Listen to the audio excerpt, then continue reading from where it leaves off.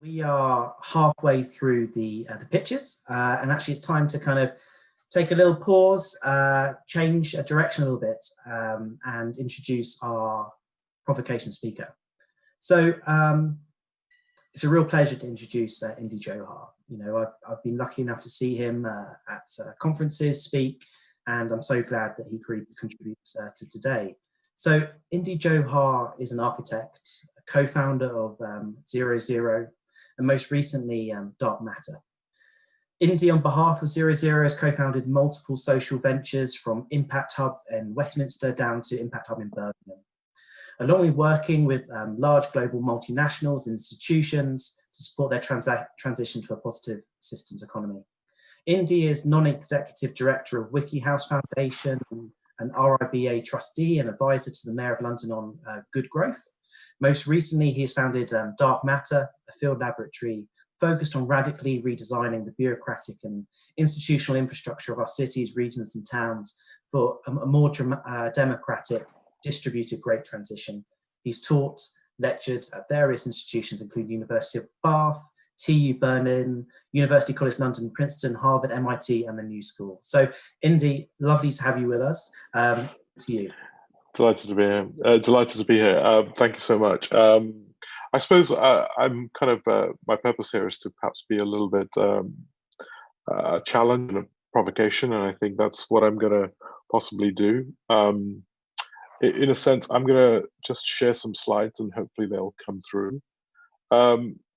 Is that visible? Is that okay? Chris, can you just confirm? Is that all right?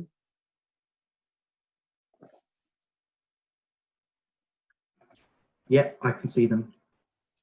Perfect, grand. So I suppose I want to start by this conversation by just recognizing where we are. So right now, the UK is in the middle of one of the world's, a recession which will be equivalent of about 300 years. We've not seen anything like this since about 1709. And I think we have to recognize that in a thesis, and I'm going to bear with me because I know we've been talking about some really great stuff, but I want to change some of the frames and I want to introduce a bit of challenge to that. I think what COVID has revealed is the fragility of our existing system. It has systematically made visible the scale of injustices that historic injustices, which have not been reconciled or in any way dealt with. It's reconfiguring actually the relationship between state, households, markets, and many of those things at the same table.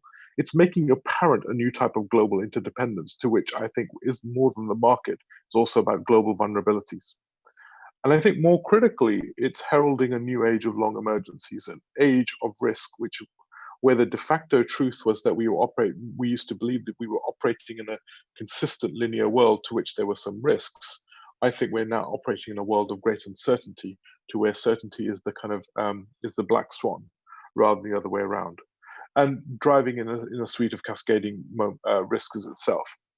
And if we talk about this, I think it's really critical to recognize the scale of what we're talking about. At a global level, it's unbelievable. It's going to reconfigure global, certainly the global economy in many ways. Also, mental health, psychic trauma.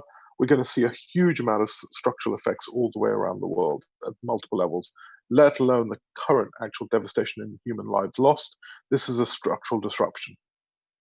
And this exists in a wider scale disruption.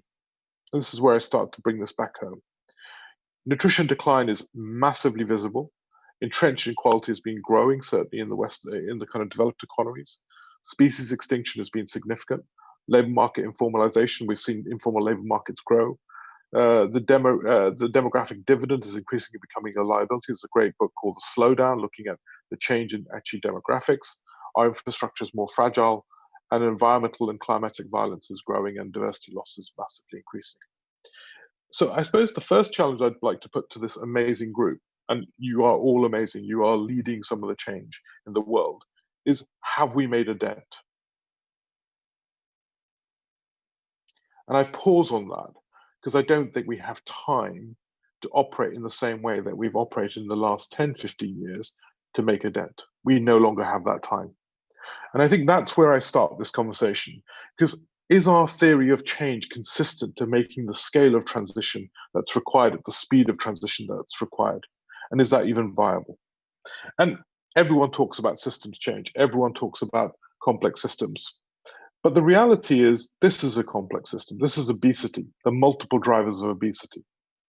And what you realize very quickly is that there is no one intervention that will make a change. This is done by the UK Cabinet Office, Peter Vallance, extraordinary work, Patrick Vallance.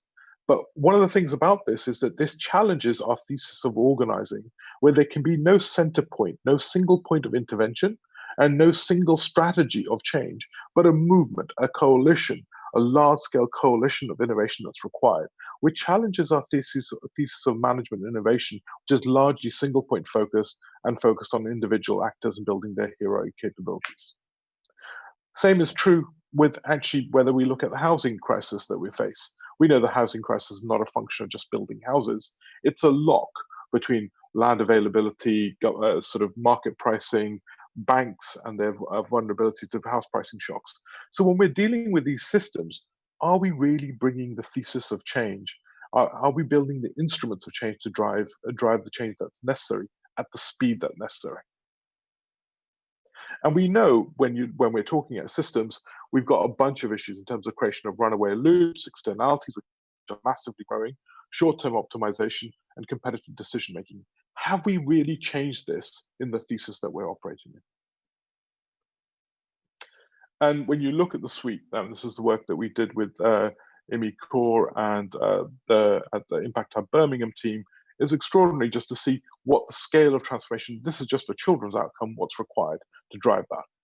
And if this does require beyond a magic bullet, we know there's no single point intervention, and we know there's a suite of interventions required. How do we operationalize them? And if we want to talk about a portfolio, real transition requires a portfolio of transition. This is work that looks at actually it might require 50 to 20 different interventions in a city to drive meaningful transformation in the mental health of our city. And they go all the way from portfolio, from policy regulation to individual products and services. How do we organize change in this complexity? I think is a really critical problem, and do that at speed. And this requires new ways of organizing. New ways of organizing that aren't about individual objects or activities, but are around actually how do we build impact movements of actors working together for a shared outcome, because it's beyond the efficacy of a single organization. How do you build an open inquiry? How do you build a new accounting mechanism? How do you build system governance, system accountability? And how do you build system investment funds? Most funds actually, and by system investments, it's you invest in multiple multiple points, which actually together create a virtuous portfolio, a portfolio which is not about the distribution of risk, but about virtuous outcomes. We haven't built the technologies, and I mean technologies in the abbreviated sense, to build those system infrastructures of investment. Those are absolutely vital if we're going to deal with the complexity of the challenges that we're operating in. And this is true for government. If you want to change educational outcomes, we know the school is a very small, limited footprint of driving change. It requires multiplicity of change and multiplicity of locations operating in a movement, in a coordinated fashion, without being controlled. At the same time, we also recognize, and this is where I'll challenge you further, is that it is no longer just an issue of just the structures and the kind of organizing principle, but there are also deep code challenges in the nature of how we structure the world around us. So I would argue that the kind of scale of externalities, the scale of destruction of our common resources, scale of future liabilities, and the issues, whether it's 30 to 40 farming years left, farming cycles left in the UK soil, or whether it's like growth of antibacterial resistance, these are symptoms of structural failures. And the structural failures are actually deep code errors, and code errors at the level of how we understand the world. Code levels of we understand a tree as a resource as opposed to being a self-sovereign entity. Code errors in terms of actually we understand employment as the last bastion of a kind of a thesis of slavery, of a thesis of control. So if we want to start to think about the world in a fundamentally different way, we're going to have to challenge those underlying principles where actually of how we've organized the world, because those are the generator functions of some of the kind of challenges we face. And in a way, those require us to reinvent bureaucracy. So I think anyone who's going to make a real dent in the world is going to reimagine our bureaucratic frameworks. They're going to reimagine governance. We know our accounting system is non-functional for actually creating systems value. We know a tree is a liability on the balance sheet of a local authority because the environmental services and benefits are not accounted for, yet the liabilities and costs are. Our property rights are effectively no longer functional because they don't recognize that the social value or the linked value of property. We did some work on Highline, looking at how the Highline created huge amounts of spillover value. In fact, you could have paid for the Highline in under 10 months if you just took 10% of the land value uplift associated to it. Our property rights are still constructed on the inherent nature of the land rather than the associative social value of access that it provides. Our company structures are outdated, and B Corps are great beginnings, but they're nowhere near ready for the scale of transformation that we require. So one challenge would be, is this boring stuff this is going to be critical to making the scale and speed of change necessary? Second, I would say, and I'm coming to a close in terms of this process, but I think we're going to have to reinvent how we deal with challenge and look at prevention. But prevention is not just an idea of technology, it's an idea of public accounting. Our public accounting mechanisms don't take space, don't account for future liabilities and future risks. So how we deal with that is going to be critical. How we shift certain liabilities, future tasks, into different models. How we build a co-benefit economy, when we recognize a tree is not just a tree with a liability, but actually provides sustainable urban drainage mechanisms, provides all sorts of issues in terms of heat island effects, a whole sorts of a set of services, let alone CO2. But the reality is we undermine it because after 10 years, most street trees are cut down because actually that's when, after which time their maintenance costs and their insurance costs become too high. So unless we understand those multiple co-benefits, we will struggle to be able to deal with it. And then really delivering systems change, which is actually dealing with the underlying infrastructures and the portfolio of interventions required to deal with it, and our investment mechanisms to drive that. And how do we measure that?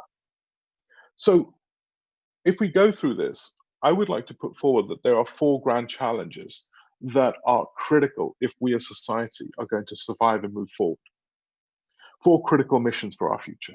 And it's the failure of our relationship with these things that has been the source of the reason why I think we are living in the scale of risk that we're living. 1, I would say it's our relationship with each other, the understanding of what it means to be human.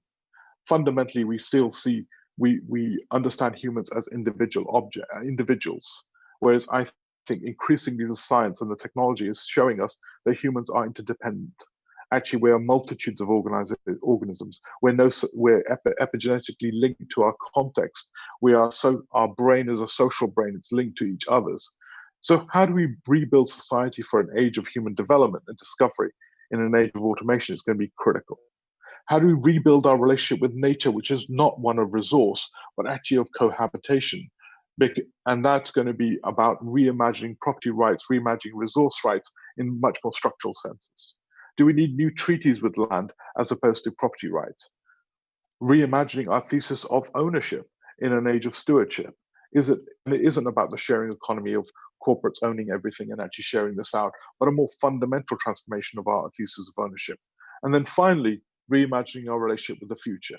And that is not just about understanding the risks that we create for the future.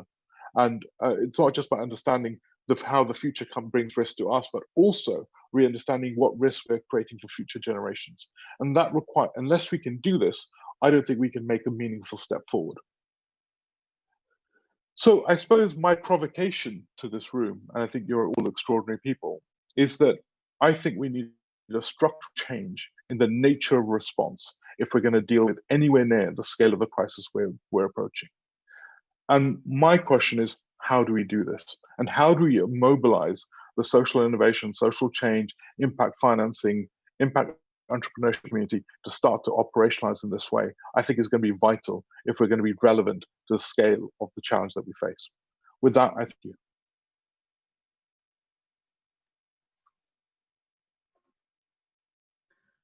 Wow. Thanks so much, Indy. It's hard to follow that. It's food for thought. I wish we had time to discuss it further.